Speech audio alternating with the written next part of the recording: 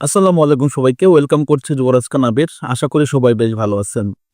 As a football fan, as a football content creator হিসেবে যদি আজকে লিওনেল মেসিকে নিয়ে কথাবার্তা না বলি তাহলে মনে হয় অন্যায় হয়ে যায়।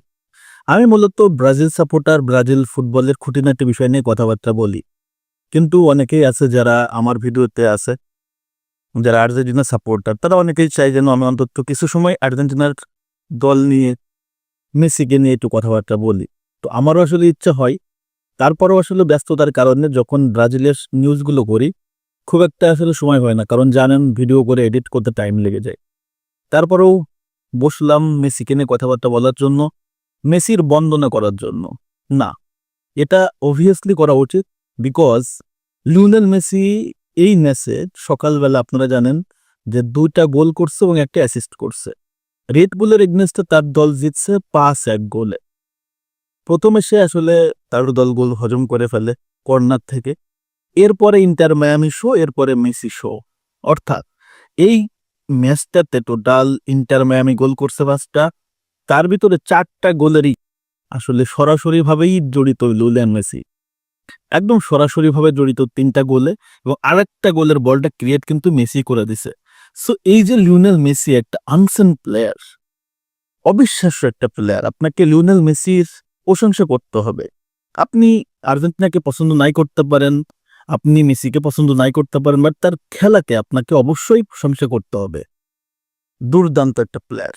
এর আগের 5টা ম্যাচে টোটাল 2টা গোল করছে। এর আগের ম্যাচটা যখন হেরে যায় লিওনেল মেসি ইন্টার মায়ামি 3-0 বলে, তখন অনেক কথাবার্তা উঠছিল, বাট আজকে তার প্রমাণটা কিন্তু সে মাঠে দিছে।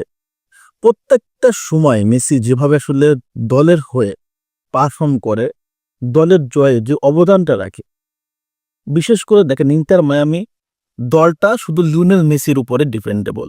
অনেকেই আছে, সুয়ারেজ আছে, বুস্কেটস আছে, তার সাথে জর্ডি আলবারা আছে, বাট তারা শুধুমাত্র লিওনেল মেসিকে সহায়তা করার জন্য আছে, বাট মূল কাজটা কিন্তু লিওনেল মেসিই করে। প্রত্যেকটা ম্যাচ জয়ের অবদান কিন্তু লিওনেল মেসিরই। আজকের প্রত্যেকটা গোল আপনি দেখেন, যে অ্যাসিস্টটা করছে প্রথম গোলের জর্ডি আলবাকে, ঠিক 3 থেকে 4টা প্লেয়ারের ভেতর থেকে বলটা যেভাবে তাকে পৌঁছায় দিছে রেফারির পায়ের তলা দিয়ে, এবং ক্লিনিক্যাল একটা ফিনিশিং করছে জর্ডি আলবা। এর পরের গোলটা যদি দেখেন, সেই গোলটাতেও কিন্তু লিওনেল মেসির আসলে তৈরি করে দেওয়া বল, সেখান থেকে ইন্টার মায়ামি গোল করছে। এর পরের 2টা গোল মেসি যেটা করছে, একটা কাউন্টার অ্যাটাকে এবং আরেকটা বল দুর্দান্তভাবে ভলি করে আসলে গোল করছে। এই যে লিওনেল মেসির শো, রেগুলারলি যে ম্যাচ খেলতেছে, গোল করতেছে, এই বয়সে এসেও যে পারফরমেন্সের ধার একটুও কমে নাই, কি পরিমাণ আসলে নিজেকে ফিট রাখছে বছরের পর বছর, রিয়েলি আনবিলিভেবল। এবং এই মেসি সামনে বিশ্বকাপ তো খেলবেই, এবং বিশ্বকাপে যদি জিতেও যায় আর্জেন্টিনা, অবাক হওয়ার কিছু থাকবে না। লিওনেল মেসির এখনো যে পারফরমেন্স, মাঠে 8-10 জনের মতো তার কিন্তু খেলে না, আর 10 জনের মতো কিন্তু সে দৌড়ায় না, তার চেয়ে বেশি দৌড়ায়, এখনো ঘোড়ার মতো ছোটে। It's Lionel Messi, this is Lionel Messi.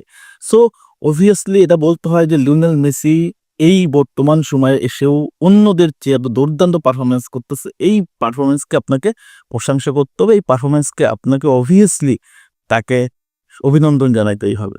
So Lionel মেসির দল 5-1 গোলে রেড বুলকে বিধ্বস্ত করেছে, এবং এই ম্যাচে লিওনেল মেসির অবিশ্বাস্য পারফরমেন্সের মাধ্যমে কিন্তু এই জয়টা আসছে। 3টা গোলের সরাসরি অবদান এবং আরেকটা গোলের তৈরি কিন্তু সেই করছে। 2টা গোল এবং একটা অ্যাসিস্ট করে man of the match, great of all time Lionel Messi.